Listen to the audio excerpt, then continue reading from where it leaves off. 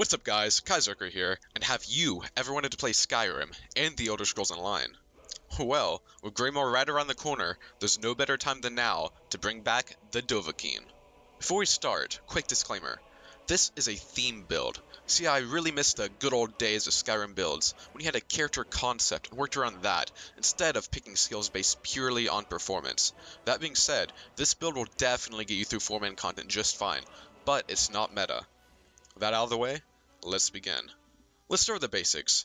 So first of all, you're going to be a Dragonknight. That's the closest thing you're going to get to a Dragonborn in the Elder Scrolls Online. You're also going to want to be a Nord for peak immersion. In case you want to see my attempt at the default Nord from Skyrim, the one seen in the trailers, here are my sliders.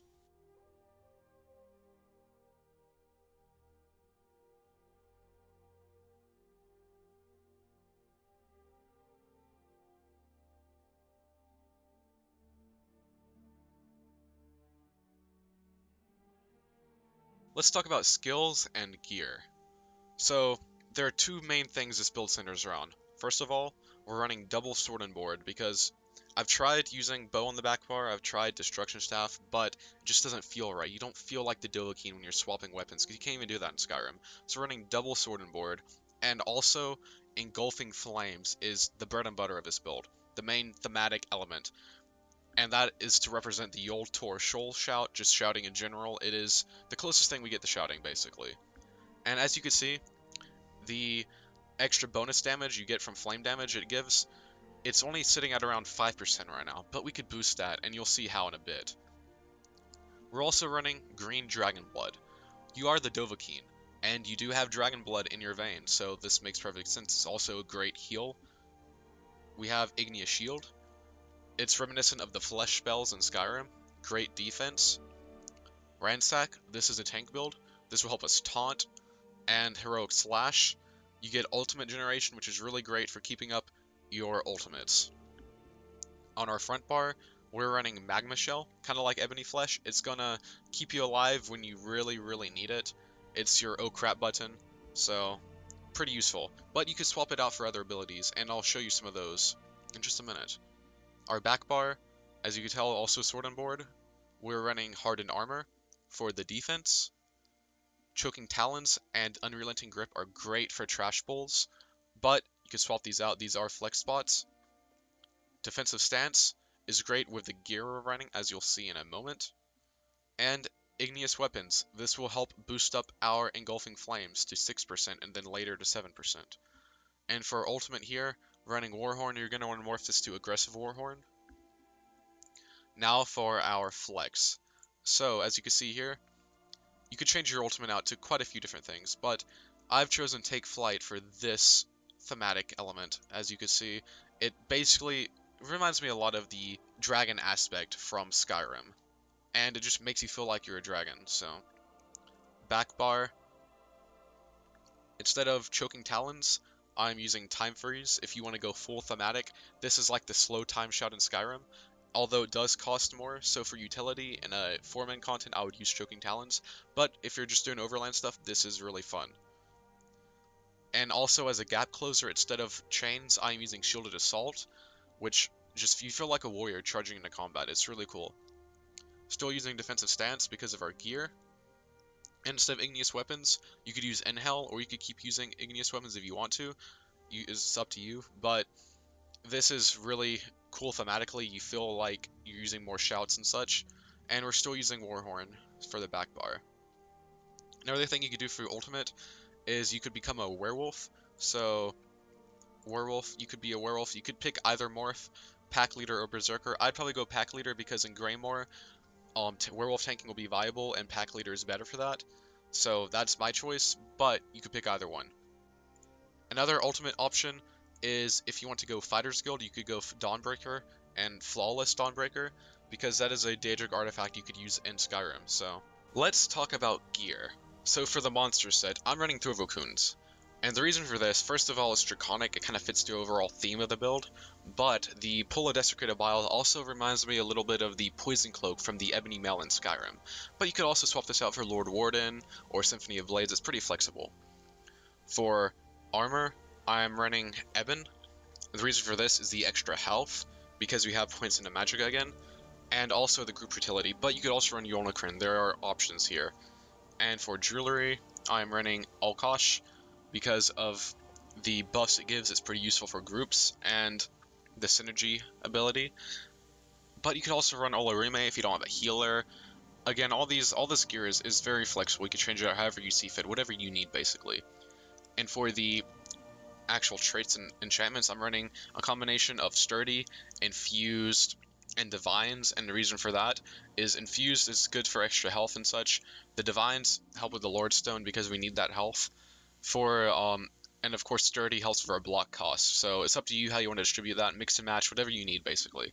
For enchantments, I'd recommend probably Magicka and health enchantments to get the extra health, extra Magicka for your Engulfing Flames. And for the jewelry enchantment, well, I'm running spell damage to help with that Engulfing Flames percentage, and also doing stamina because it's kind of been a little bit neglected with Robust. So, for weapons, we are running Alkosh with the Crusher enchantment on the front bar, and then on the back bar, we're running the Asylum's Mace because of our ability here. We have defensive stance. Of course, it's not necessary at all. You could run Alkosh on both bars. You could run Olorime for your jewelry and weapons. It's not essential to have Asylums, but it's nice. So the reason for our magic investment and the spell damage enchantments on our jewelry is to boost up our Engulfing Flames. And that's also the reason we have Igneous Weapons, so I'm going to demonstrate that real quick. So as you can see, Engulfing Flames right now is sitting at 5%. Put up Igneous Weapons, it is at 6%, and then on a target dummy, it goes up to 7%. So it's not max, but we had to find that balance between Engulfing Flames being useful and you being sturdy as a tank. So now let's talk about cosmetics. So here, as you can see, I'm running the Dragon Warrior costume, and this is perfect for the Dovahkiin. But if you don't have this, don't worry, there's still some great alternatives you could do. So, for example, in the outfit station, this is what I've come up with. It's the closest I think you could get with outfit styles to the Dovahkiin look.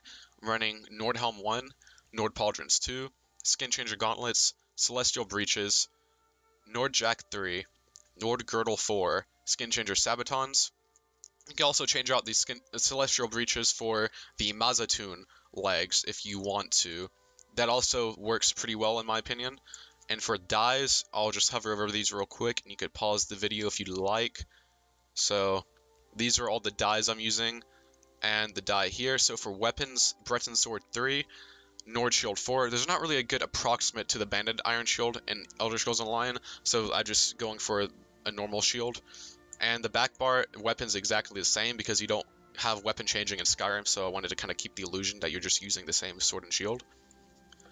And then there are some other good alternatives if you don't have the Dragon Warrior costume or you don't want to run that outfit I just showed you. You could also run the Ebony outfit style if you want to look more like in-game Skyrim, or you could run the Zivkin armor for a Daedric look, or the Dragonbone armor is also a great option. So for mounts, I am currently running the Holdbreaker Warhorse, and I think that's the best suited look for the Dovahkiin because you got the horns on the horse, matches your helmet. But you could also run the default horse you get at level 10, or you could even run the Skeletal Horse if you want to go for that Arvak look. And if you're lucky enough, the Plague Horse is even closer to Arvak. For pets, I am running the Regal Dragon Imp, but you could go with any dragon pet if you want to look like you're conquering these dragons and such. But you could also run the Windhelm Wolfhound if you want to look like the default dogs do in Skyrim. So there's that. So for personalities, I'm running Heroic, but Furious is also a great option, so keep that in mind. So for titles, I'm using the Dragon Slayer title, which you get from killing 50 dragons in Southern Elsewhere, and I think that's the most fitting title, but it's really up to you what you want to use. Now let's talk about backstory. The Dovahkiin grew up in Windhelm. His father was a blacksmith, and his mother was a shield maiden. During the Akaviri invasion, she fought for Windhelm under Queen Nirnhilda's command. They bravely fought off the invaders, but his mother lost a leg in the fighting. Unable to walk, the father and son spent a lot of time caring for her, and she told the Dovahkiin stories from the war and her time as a soldier. Inspired, he wanted to live up to his mother's valor, and also take up arms for the people of Skyrim. The Dovahkiin became a soldier of the Ebonheart Pact at the age of 16, following his mother's footsteps. She gave him her old sword and shield, which he used to vanquish countless enemies of the Pact. He eventually caught the eye of an Imperial Pact captain with Akaviri roots. Apparently, his lineage could be traced all the way back to the days of the Akaviri Potentate, and he was a disciple of their old draconic arts. The Dovahkiin had always heard stories of dragons, but he could hardly believe them. The captain was quick to prove his ability, however, breathing fire upon a target dummy and reducing it to mere ashes. Amazed, the Dovahkiin asked if it was possible to learn this power, and the captain responded, "Not from another class." After that, the old Imperial took the Dovahkiin under his wing and trained him to be a Dragonknight in addition to his daily soldier duties. He learned rather swiftly, and he was quick to employ his abilities in service of the Pact. The Dovahkiin, now in his 20s, finally learned all he could from the old Imperial captain. One day, his squad was sent to investigate worm cult activity in the area. As they approached what seemed to be a ritual site, a blast of green energy roared past the Dovahkiin's head and into the Imperial captain who stood by his side. Infuriated, he ignored tactics and charged straight in with a bloodlust taking over. He must have slain at least 20 cultists before he exhausted his draconic energy, and the cultist managed to sedate him. He woke on an altar, an elf standing above him with a ritualistic dagger. He had been sacrificed, and he ended up in Cold Harbor, becoming the Vestige. Alongside the Vestige main questline, you want to complete the Ebonheart Pact storyline, fighting enemies of the Pact wherever possible. You'll also want to complete Elsewhere and Dragonhold, beating back the dragons, and finally, when Greymoor launches, you'll definitely want to fight for Skyrim against the vampiric threat. That is it for this build video. If there's anything you'd change, feel free to let me know in the comments below. Also, if you want to see more videos like this, it would mean a lot if you subscribed for more content. Thanks everyone. Kaizerker out.